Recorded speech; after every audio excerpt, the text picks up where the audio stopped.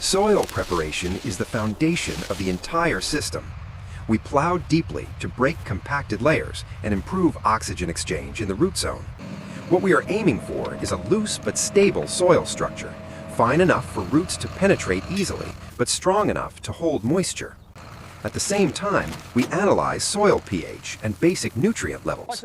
If pH is outside the optimal range, nutrient availability drops significantly, and no later adjustment can fully compensate for that. Before planting, we focus on long-term soil performance rather than short-term growth. Organic fertilizer improves microbial activity and soil structure, which directly affects root health. Bed height and width are carefully calculated to ensure proper drainage and consistent irrigation later on. A well-shaped bed creates a predictable root environment, and predictability is essential for precision farming. Plastic mulch allows us to control several variables at once. It reduces evaporation, stabilizes soil temperature, and suppresses weed growth around the root zone. However, mulch amplifies both good and bad preparation. Keep the tension on the If left the side. bed surface is uneven, water distribution becomes irregular, which directly affects root growth and nutrient uptake. Drip irrigation gives us precise control over water placement. The drip line must be positioned directly above the future root zone to avoid lateral water loss. This system allows us to maintain optimal soil moisture while keeping the surface dry, which also reduces disease pressure. Precision here directly translates into water efficiency and plant stability. I am tightening the connections now. Good, we can't afford any leaks. Okay, it's fully engaged. Steady pressure across both lines. No leaks on this end. In the greenhouse, our priority is uniform development.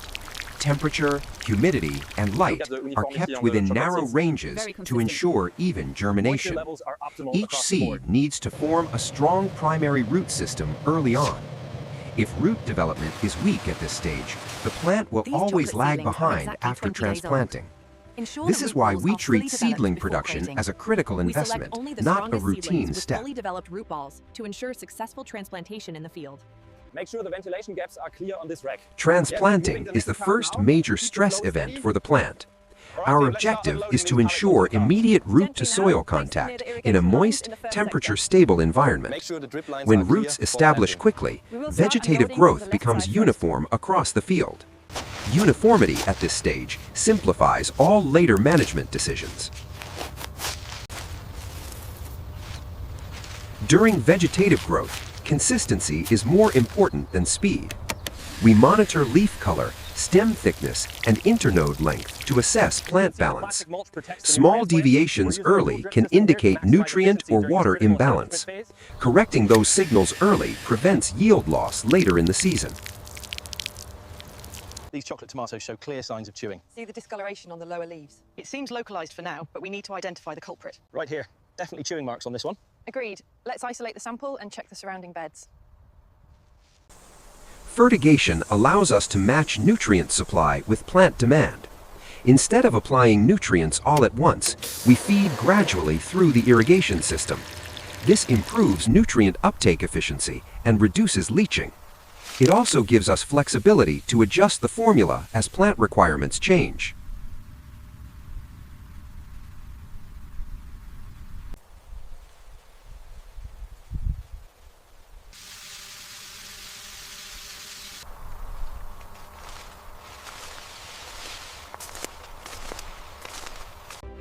"30 to 35 days post-transplanting, the first flower clusters emerge.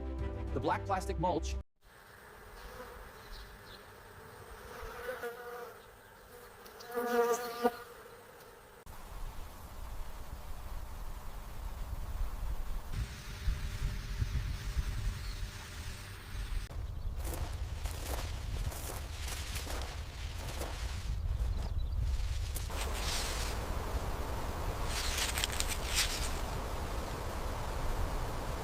In open field conditions, pests and diseases are unavoidable. Our strategy is early detection and threshold-based intervention. We look for changes in leaf texture, color, and growth rhythm. Acting early allows us to control problems before they affect overall plant performance.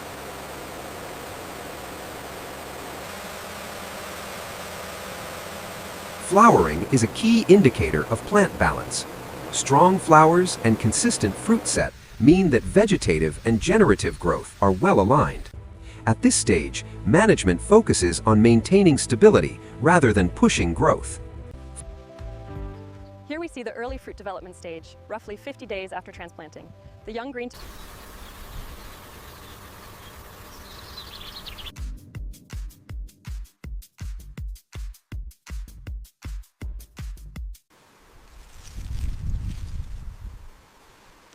Just 10 to 14 days after fruit set, these vigorous plants already show the early stages of fruit development, nestled deep within the canopy.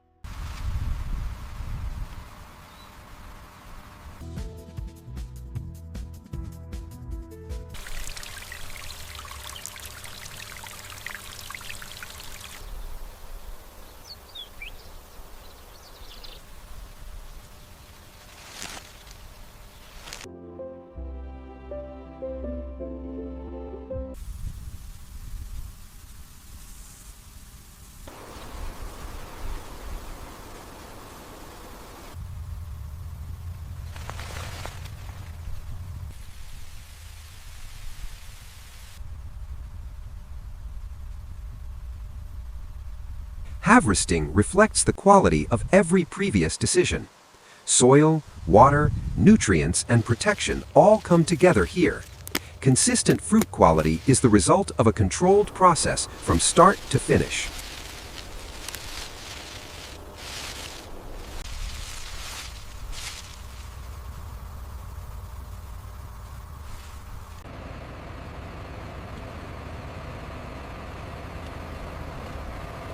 Keep the line moving. We have 2 more trucks waiting. Watch the forklift on your left.